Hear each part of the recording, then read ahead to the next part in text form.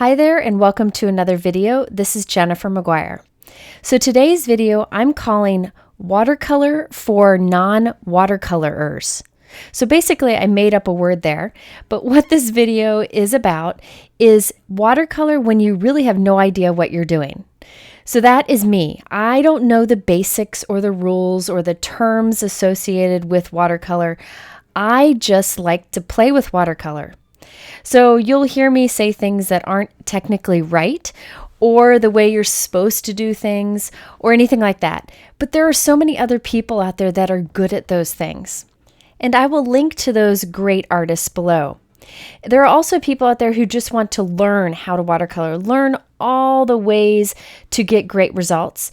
And for those people, I'll recommend a few classes below and some other YouTube artists. But if you're like me and you just want to grab some watercolor, play and have fun, then this video is for you. So I'm going to share some tips for making watercolor fun and carefree, and also some techniques for getting cool effects when you really don't need to put in too much effort at all. For today's video, I am using a new watercolor set from Altenew. Now, I tried these out, a different set of these earlier, just to make sure I liked them before I shared them. I wanted to be sure it was a product I liked before sharing. But this is a brand new set that you see here, so you'll see what it looks like when you get it. There are 36 half pans in the set. It comes in this cute box, and you'll see the case that the watercolor is in. It's great for on the go and for people who are short on storage space. I really like the size of this. There are 36 vibrant watercolor half pans in here, and they coordinate perfectly with the Altenew Ink line, which is a fabulous, fabulous property.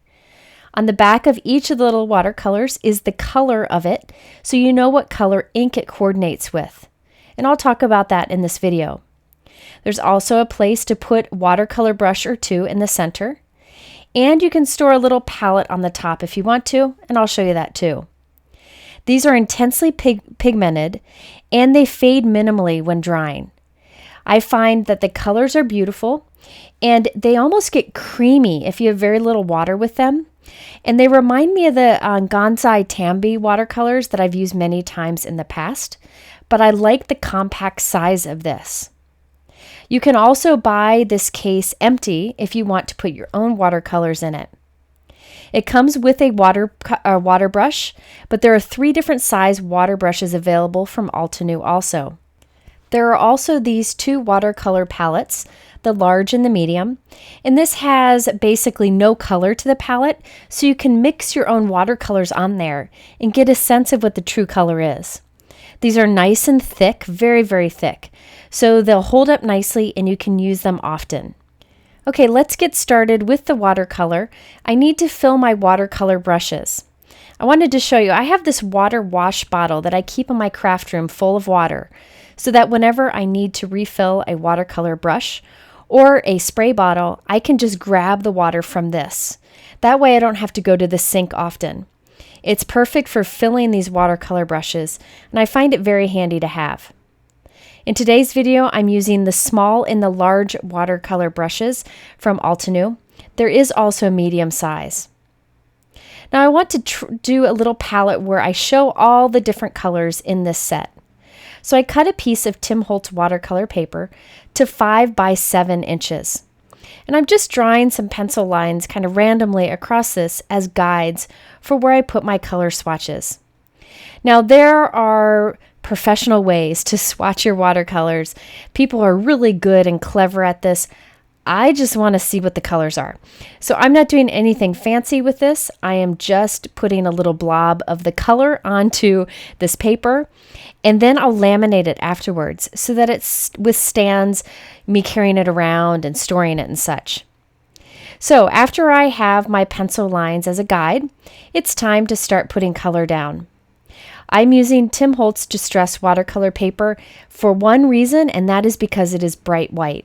I've never been able to find a watercolor paper this bright white, so that's why I choose to use it. There are many really high quality fancy watercolor papers out there, and I know they do make a difference in the results you get. But for me, white paper is important, and this works great for me. So I'm just putting down a little bit of each color in the pattern that the set is in, so I can compare the two. After I did a little bit of color for each one of them, I wrote the name underneath it. Remember, they're on the back of each color in the pan. And I laminated it with my laminator. And I'll link to what I use for laminating. And then it fits nicely in the lid of this, so I can keep this in here and for easy reference. And I can also use the back to mix up watercolors if I want to. So this isn't the fanciest way to do a swatch of all the colors, but it works great for me, and it's a great reference to have. Okay, so now it's time to watercolor some flowers. You could do these techniques with different shapes or different images, but I love flowers. I'm using the Altenew Perfectly Perfect stamp set. I've used this one in a video before, and so I'm happy to use it again. I thought these simple flowers would be great for simple watercolor techniques. I'm also going to be using the Altenew Happy Heart stamp set.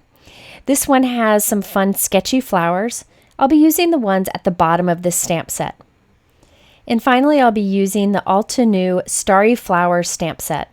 This is another favorite of mine, and I really like the sentiments included in this set, and I'll be using those sentiments too. To start our process, I am stamping a bunch of images to watercolor. I'm using my Tim Holtz white watercolor paper, and I'm placing a bunch of my flower and leaf images in my MISTI stamping tool. You don't need a stamping tool for this. You could use an acrylic block. However, I used a stamping tool since I'm stamping so many images at once. I applied my anti-static powder tool onto the watercolor paper. Then I stamped all of these images with VersaFine black ink.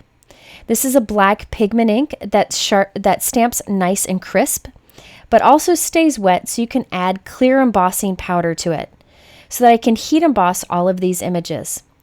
That's my first tip for making watercolor easier. It is to heat emboss your images that you plan to watercolor.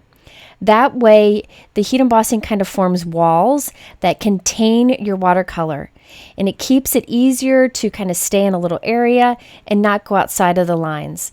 It makes a big difference for me when I'm trying to get a watercolor look, so I thought I'd share that with you. Okay, so let's start with these flowers first. Now, I'm going to call this technique tilt watercoloring because I don't know what else to call it, and it's probably not even a thing, or maybe it is a thing, I don't know. But it is very easy to do. All I'm doing is coloring in my heat embossed image with water.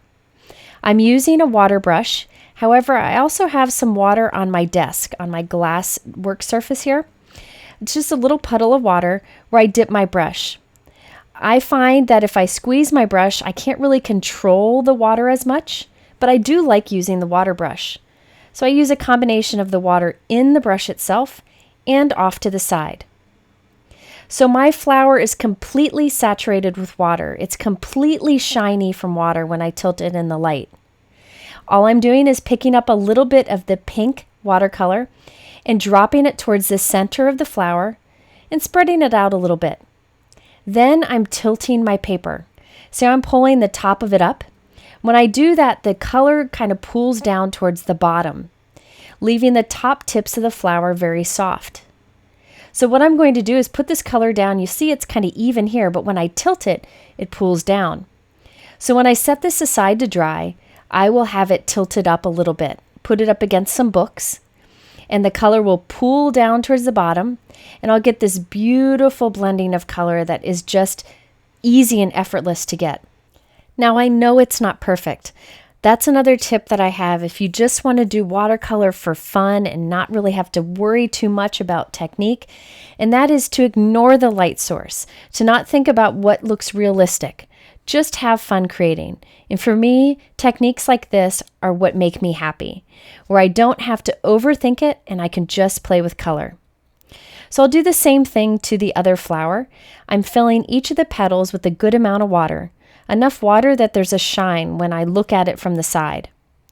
You can see that my water brush is a little pink from it because that water over to the side has a little bit of pink paint in it. That's okay.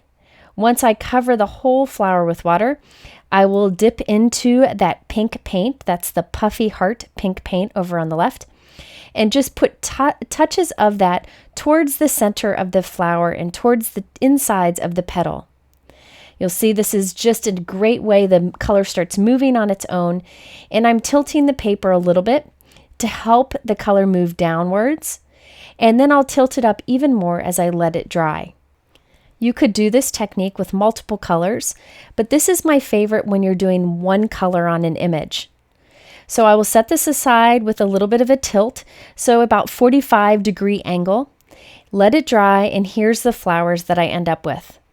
I'll come back and show you how to pull this into a card a little bit later, along with some fun techniques. Okay, so I wanted to show you my favorite technique when I'm doing two colors in an image, or more than one color. I'll use the same flowers again. This time I have 3 water brushes. I just find it easy to have 3 brushes for this one. One for my clear water, one for my first color, and one for my second color. That way I can not have to worry about cleaning the brush in between each time. So again, I'm starting by painting the entire flower with water. I'll come in with one of my brushes and pick up some of the coral berry ink, put it towards the center of the flower. I'm just kind of dropping that color in by touching the color there. I'm not really making any effort to move the color. The water will move it for you. The more water you put down, the more movement you'll get. The less water you put down, the less movement you'll get. Okay, so now I'm coming in with my other color, starting at the tips of the flowers this time, dropping in the color. This is, I believe, Warm Sunshine. And then those colors will meet in the middle. Just let them dry on their own. Now you'll notice I did every other petal. That way I don't have to worry about colors traveling over the line into another petal. The heat embossing helps to keep it contained, but just in case, I like to do every other petal so that the areas that I'm painting don't touch. But I did do petals next to each other later on in this video, and I had no problem thanks to the heat embossing. Now while that dries, I'll do some leaves, and you can see how easy these are to do. Filling in the petals with a good amount of water.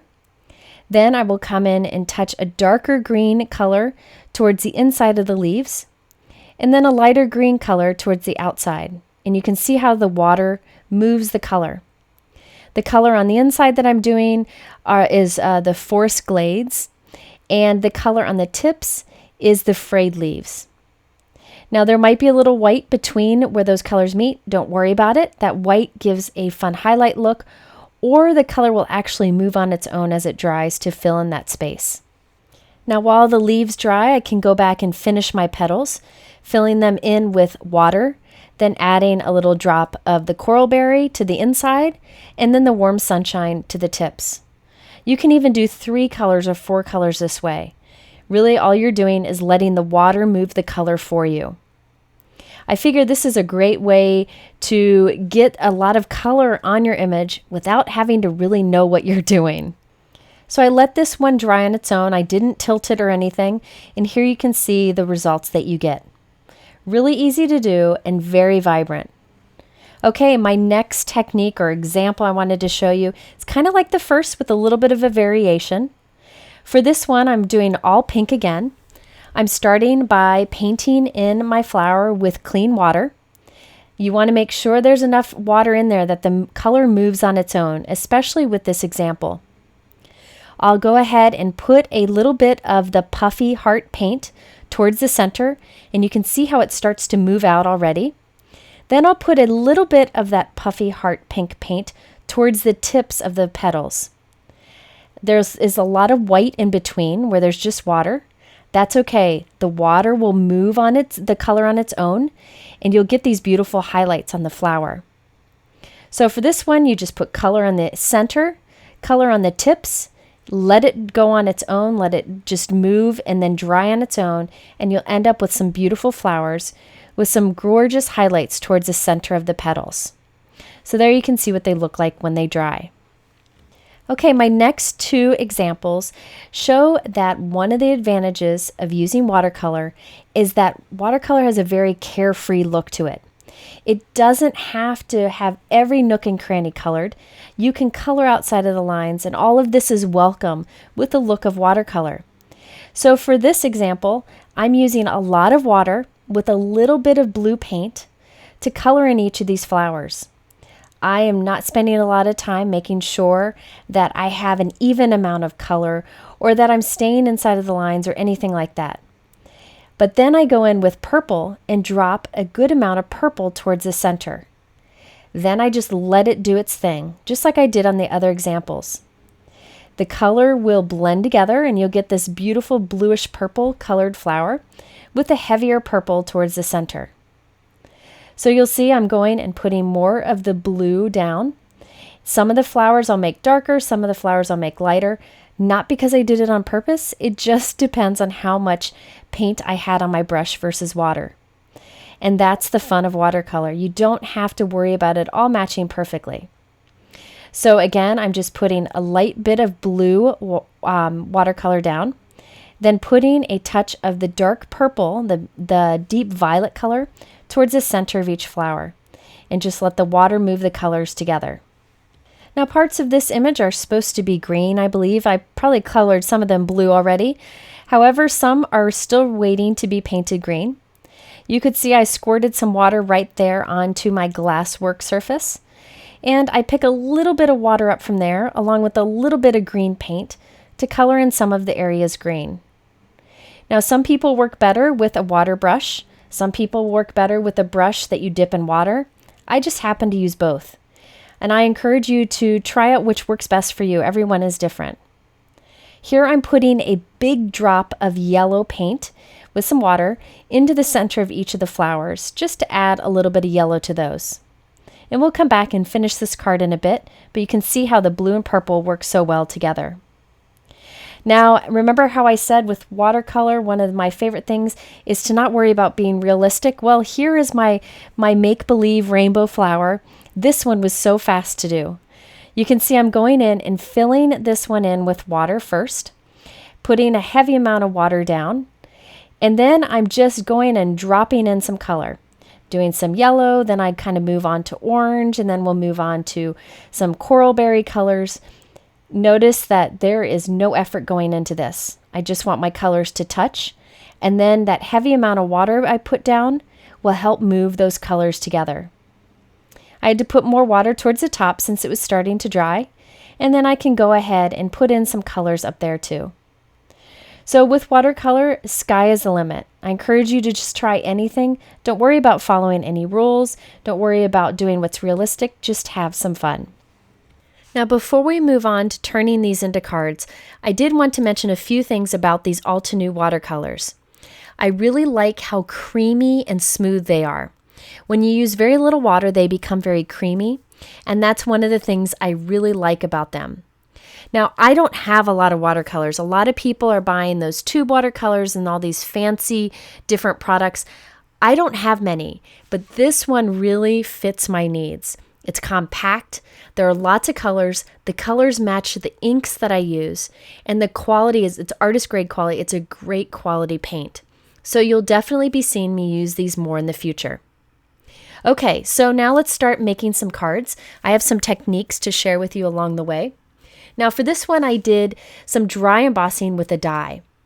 So I have my die cut machine here, and I'm setting it up as I would if I were using an embossing folder. So for my Big Shot Express, that's tab 1. I put down a cutting plate, and now I'm putting down my Spellbinders embossing mat. This mat allows you to press a die into paper, making an impression, instead of die cutting with it. I have an Altenew leaf frame die, and I'm taping onto the side a piece of white cardstock.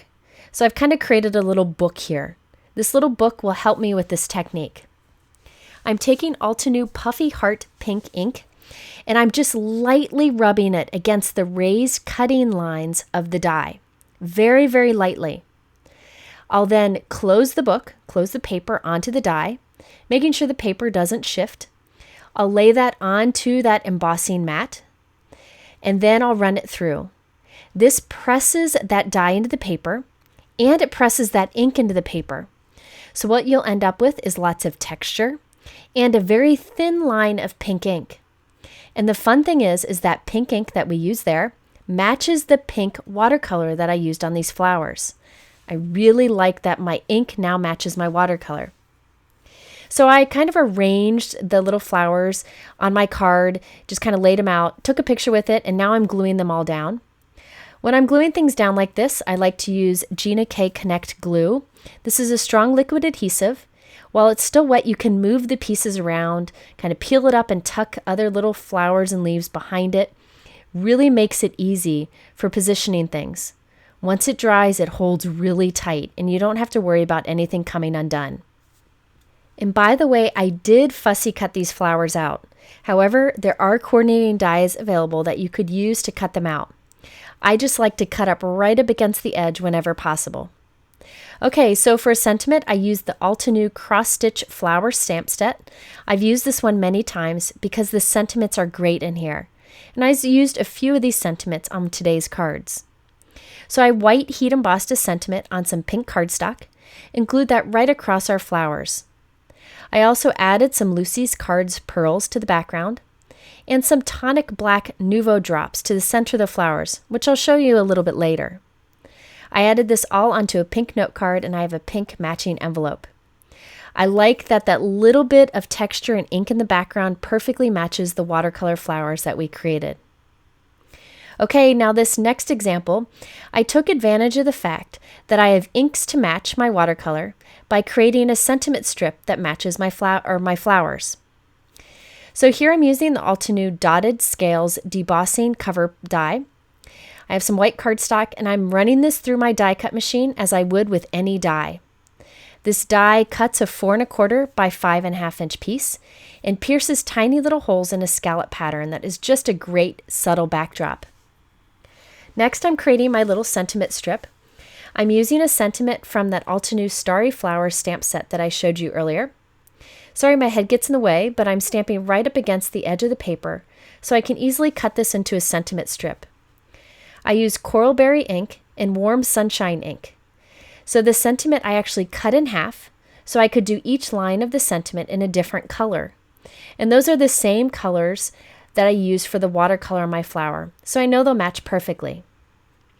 Next, I'll arrange these in the center just like I did before using the Gina K Connect adhesive. And I put my sentiment strip right across the flowers. I also put some Lucy's pearls.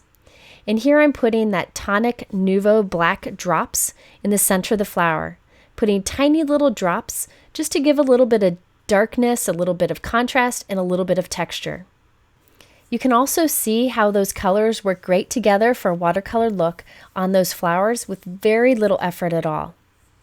Okay, so on my next example, this one uses the flowers where we put pink in the center and towards the tips of the flower. And I wanted a subtle stenciled look. So I used the Altenew Feeling Dotty stencil. I'm using an inking sponge just to apply color towards the center of my white note card. So I just have the pattern towards the center. This is the Altenew Frosty Pink ink, which is a little bit lighter than the Puffy Heart ink that I used for my watercolor. But they're in the same set of colors. Altenew does their inks in sets of 4, a light, medium, dark, and extra dark. Puffy Heart is a little bit darker, so I just picked a color that was a little bit lighter from that set of colors, and I knew it would match perfectly. I stamped I Am Here For You from the Starry Flower stamp set, added tonic black Nouveau drops to the center, and a few pearls. And I like how that subtle stenciling just kind of pulls everything together at the center. Okay, so my next example has the purple and blue flowers. For this one, I'm again taking advantage of the fact that I have inks to match my watercolor. This is the Altenew Pinstripe stamp set. I've used this one before, and I know I'll use it a lot in the future. Those thin diagonal stripes are great on just about any card.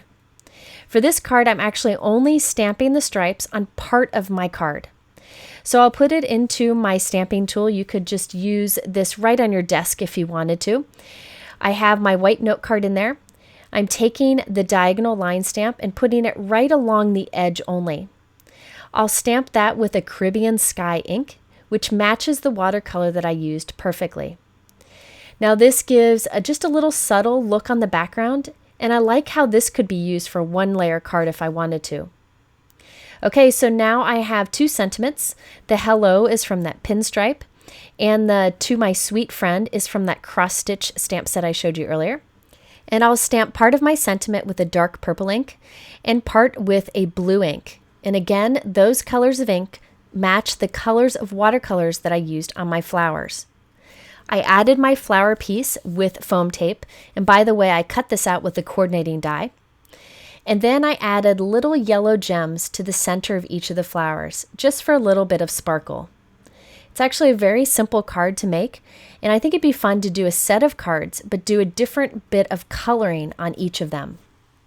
And finally, that last card that I did with the rainbow of watercolor, I just added it to a white cardstock strip, and I stamped "Hello, I Adore You" below it with black ink. Then I glued that on to a light gray note card that's Simon Says Stamp Fog cardstock.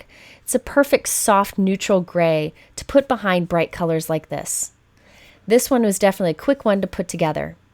So there you have it, some fun ways to play with watercolor when you have absolutely no idea what you're doing, like me. Now, if you do want to learn how to do some great watercolor techniques, I have some classes and YouTube artists linked below, so don't forget to check those out.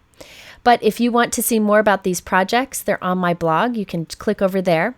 I have all the supplies I used in my YouTube description below. You can also hit subscribe if you haven't done so.